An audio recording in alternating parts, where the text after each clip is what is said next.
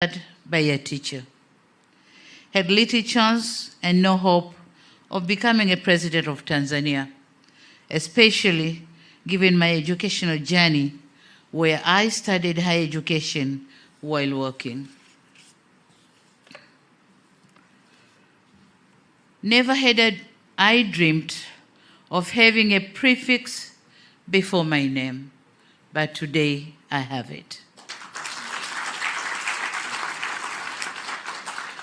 Let alone dreamt of this prefix coming from a prestigious university, which is miles away from home.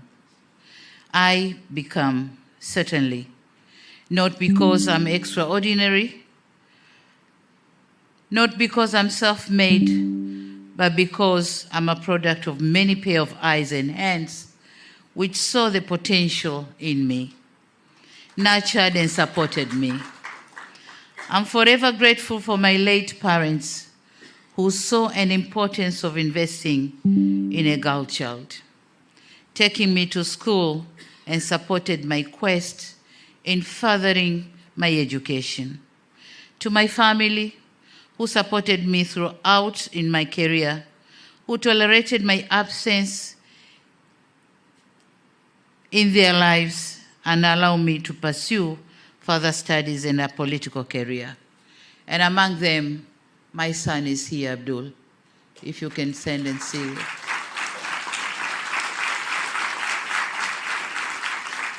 This is the third born. There is a brother and a sister on top of him. Not least to my friends, mentors, and the entire support system. To all of you, I say thank you very much.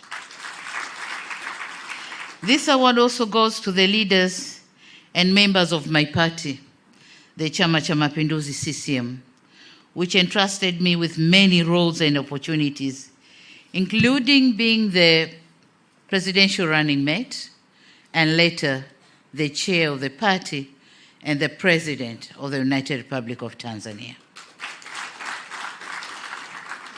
It also goes to Tanzanians who gave me the honor of being their president and lent me their trust and overwhelming support. But in particular, this award I dedicated to the Tanzanian girl child who live in the remote parts of the country. I want them to know that with hard work and commitment, all glass ceilings can be torn down. I'm acutely aware that whatever I achieve as a leader of my country is partly because I'm standing on the broad shoulders of my brothers, my predecessors, who have dedicated their lives into making the institution of presidency into what I have inherited. Their legacy is woven into the very fabric of this institution, and it is with profound reverence that I accept this honor also in their names. I could go on and on thanking everybody, since my success, if any, is accumulation of many trusts, many efforts, and many supports I've received on my way up. And we in Africa believe that when the heart is full, it pours out from the mouth. So I refrain from overthinking because the list is endless. Thank you all. Mr. Chancellor, ladies and gentlemen, while I rejoice and celebrate this honor, I'm reminding myself that there is no free lunch. Much as you did not, out of respect or out of courtesy, condition me to deliver remarks upon being conferred an honorary degree, I understand that it is customary for an awardee to do so.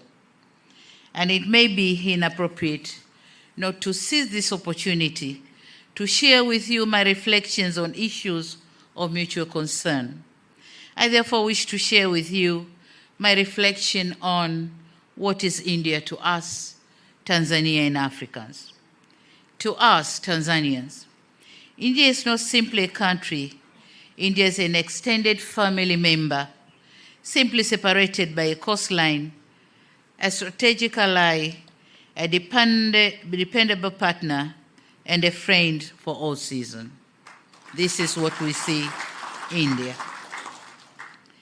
India and Tanzania relations dated long before pre-independence from our colonial master, United Kingdom. The monsoon trade connected our people through the Indian Ocean. The Indian community has lived and thrived in Tanzania for decades and spanned generations. They form part of Tanzanian citizenry and contributed to our struggle for independence and national building thereafter.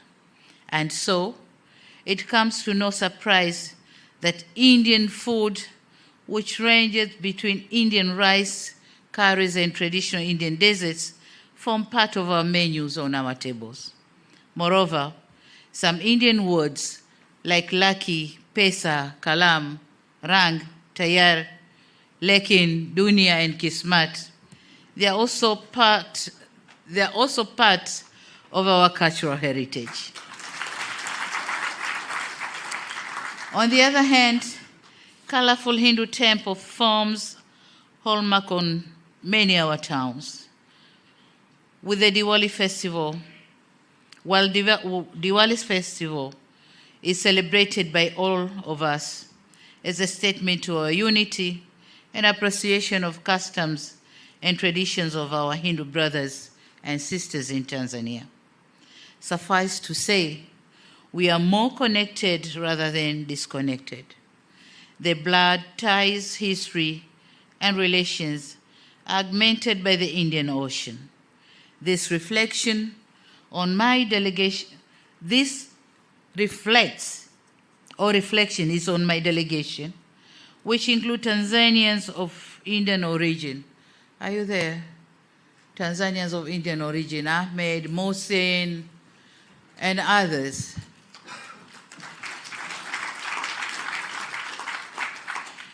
They are Tanzanians, not Indians. This is what I meant when I said India is our extended family. So here are two, but we have many of them. And some of them, they haven't even traveled to India. They were born in Tanzania and they die in Tanzania. So you could see the level of the connection we have between Tanzania and India. Traces of our connectedness are also evident in trade. India is our fourth largest trading partner. In the past 5 years, our bilateral trade volume has increased from $2 billion in 2017-18 to $6.5 billion in last June of 2023. India is also top 5 investment source for Tanzania, with 631 investment projects worth $3.7 billion. These are not words. These are numbers. And we all know words speak louder, but numbers speak clearer. So this is the clear picture of our relation. Given our historic bonds and bilateral ties, there is no excuse why India is not our number one bilateral trade partner and investment source. This is an issue that preoccupied my discussion with Her Excellency President Draupadi Murmu and Right Honorable Prime Minister Modi. In a move to give a strong accent to our resolve, we had decided to elevate our relationship into a new strategic partnership anchored in 4 pillars, and they are maritime security, defense cooperation, development cooperation, and trade and investment. I'd like to thank the President of India, Her Excellency Draupadi Murmu, for her invitation, and the Prime Minister, the Right Honorable Narendra Modi, for engaging with me and my delegation through the details of our cooperation. At this point, allow me to thank everyone who has made my visit to India a success, with a special mention for His Excellency Biana Pradhan, Indian High Commissioner to Tanzania, whom, as I said before, happened to be an alumni of this great university. Mr. Chancellor, ladies and gentlemen, beyond familyhood and trade partnership, India is our strategic ally. India is now a powerful house. It possesses needed soft and hard powers enough to shape the outcomes, influence change, and able to raise a voice to be heard in the lobbying corridors and rooms where world decisions are made and our fate as developing country is decided. We in the developing world immensely appreciate the leadership and contribution that India is making in preserving and restoring sense, value, and humanity to our increasing plurilateral, manipulative, and materialistic world. India is our formidable member, in the non-aligned movement, the Commonwealth, and Group 77 in the United Nations, continues to be our voice and mouthpiece in avenues where we don't have seat. We trust India's leadership, not because of its sheer size and economy, but because of its historic contribution and moral standing. India has remained truthful and loyal to the cause of the global South and the developing countries in general. We appreciate the fact that you have continued to uphold the importance of multilateralism and valuing society over market.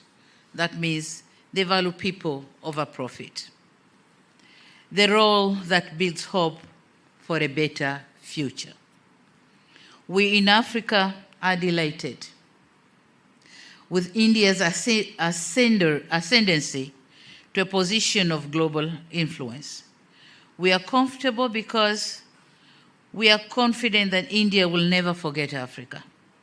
Signals and actions by India justify our confidence. India has advocated for the admission of the AU as a permanent member to the prestigious club of G20.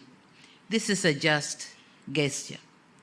And as a first African president visiting India, and on behalf, we congratulate, on behalf of my heads of state and government from Africa, we congratulate and commend India for successful completion of the G20 summit and be able to advocate for Africa to be a full member. Thank you so much.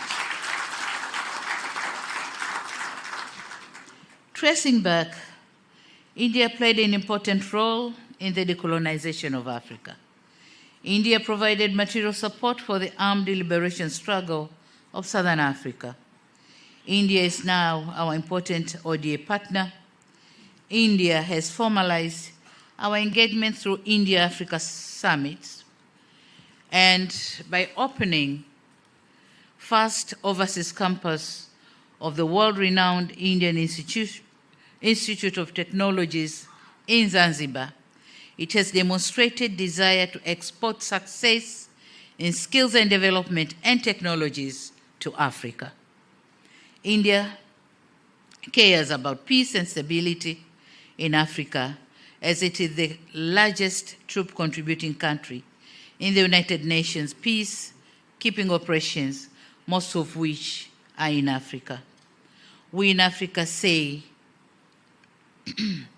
can say here today, without fear of contradiction, that even when India reaches a pinnacle of global power, as it is bound to at some point, it will still retain the noble cause of global South in her heart.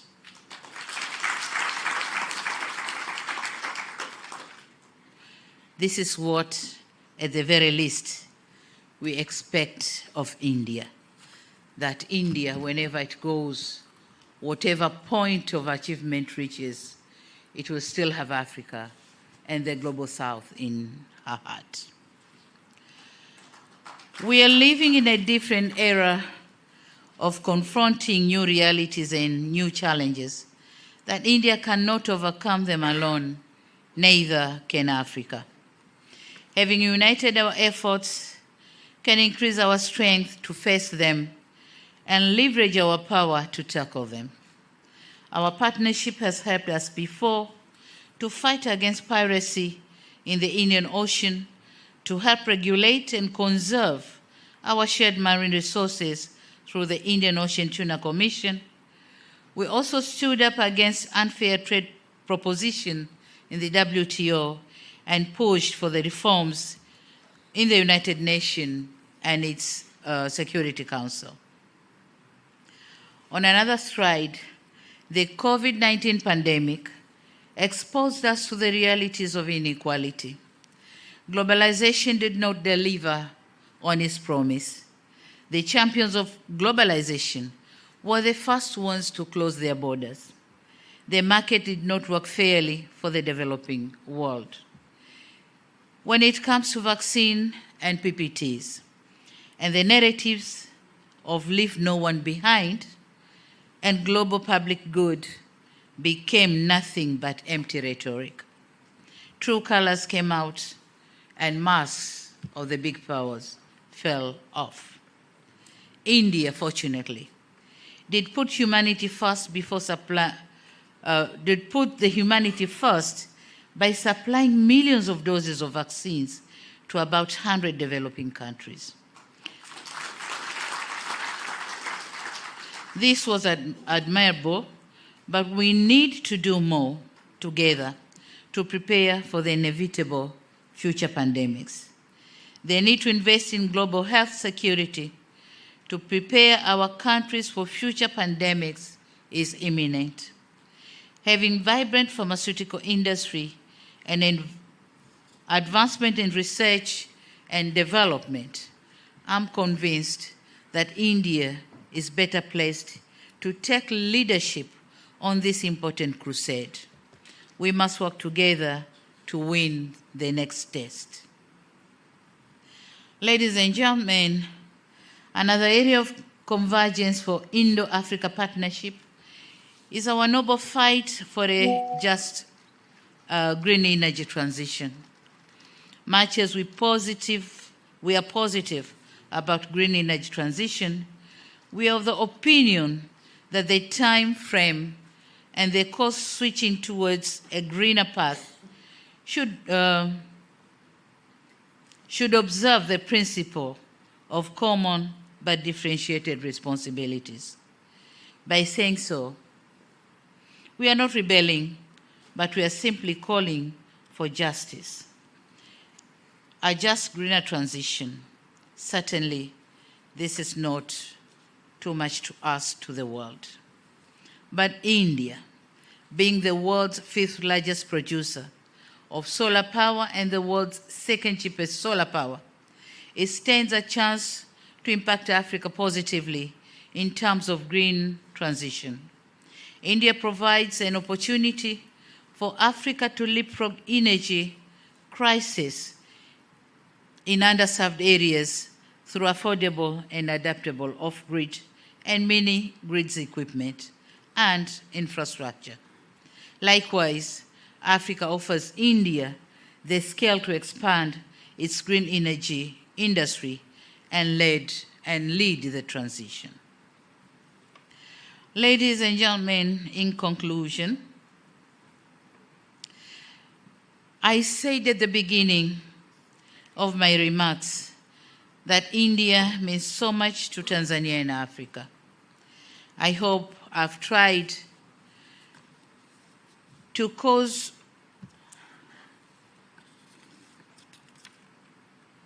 in the course of my delivery to shed light on what India means to us as extended family, a strategic ally, and a reliable partner.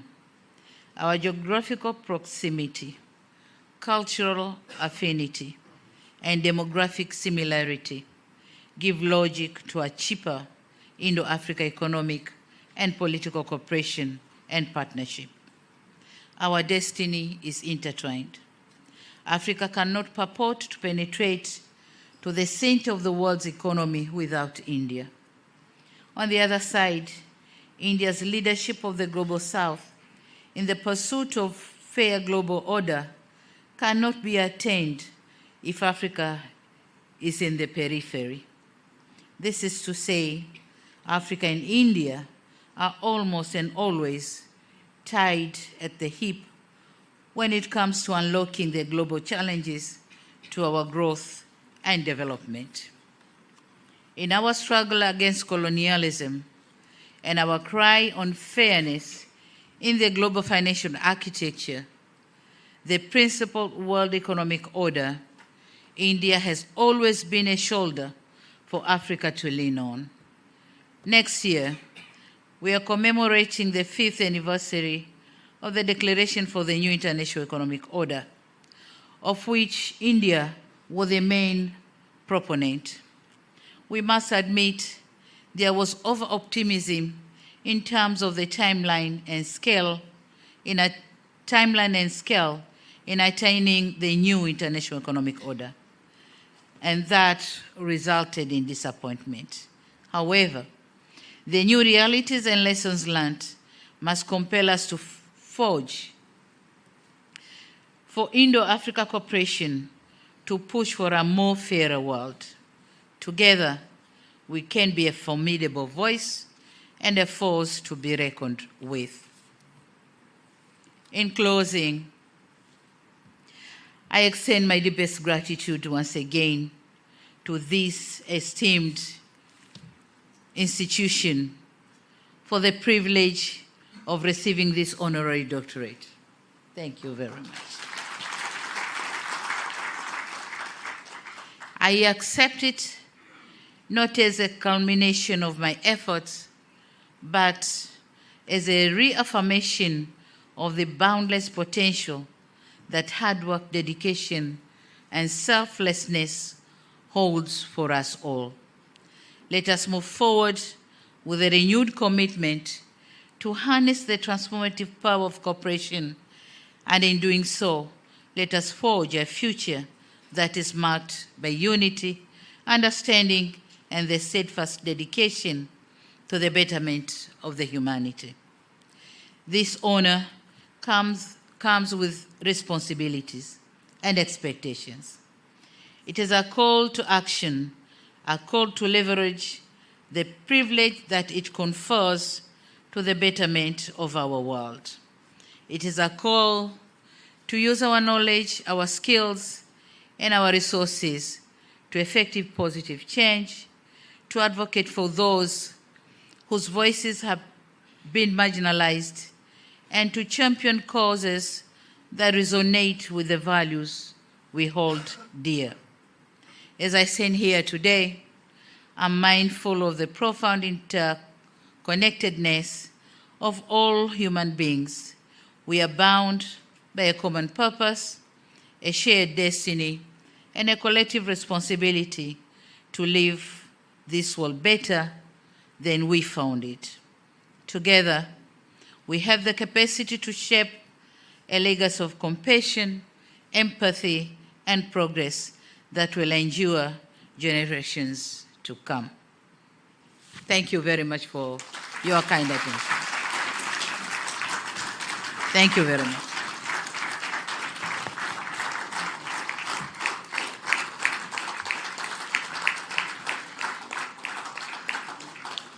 Thank you very much, Her Excellency, for sharing your love and deep connection with our beloved country, India. We wish that India's and Tanzania's bilateral relations and cooperation in all spheres will reach new heights under your dynamic leadership. Thank you once again, Madam, for your inspiring words and insight. Now I request Professor Ravi Kesh, Registrar of Jawaharlal Nehru University, to propose the formal vote of thanks.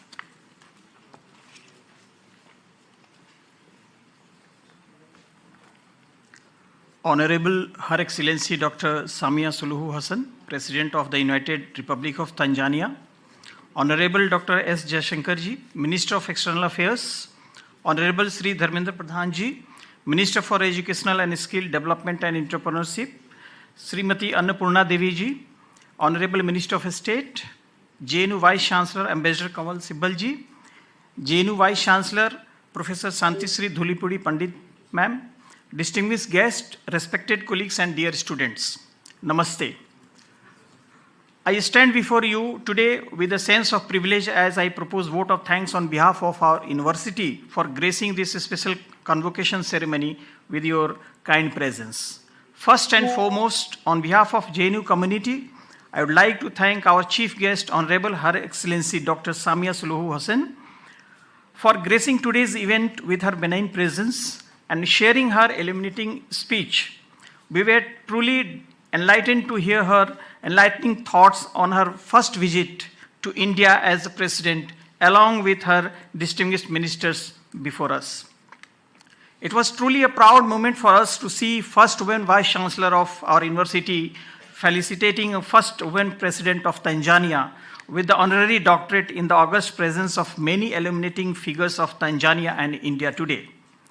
I would like to thank our deepest gratitude to our Honorable Dr. S. Jaishankarji, an alumnus of our premier institution, and Honorable Minister of External Affairs for your unwavering support, guidance, and leadership, under which India and Tanzania is on the right path to attaining new heights. Your vision and dedication have been the driving force behind organizing this event successfully.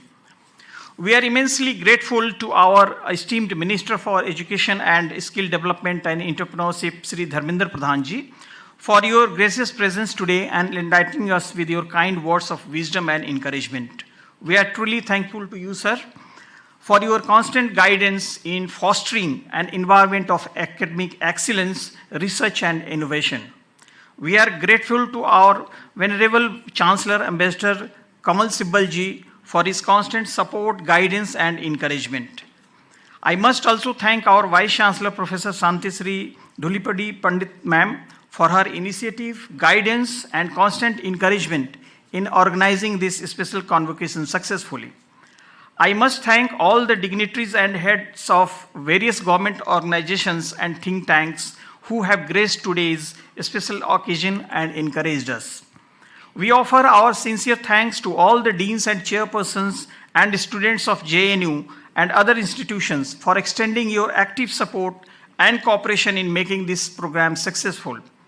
I convey our gratitude to the officials of Ministry of External Affairs, Ministry of Education, Ministry of Skill Development and Entrepreneurship, Delhi Police, Convocation Committee of JNU, the event organizations, and all volunteers for providing much needed logistic support, venue, and human resources, whose countless hours of planning and coordination have made this event a success.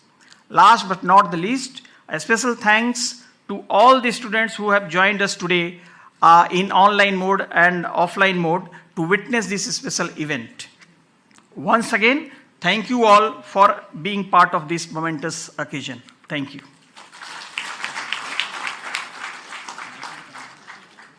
So with this, we conclude this special convocation. May I request all the dignitaries here to join us for high tea.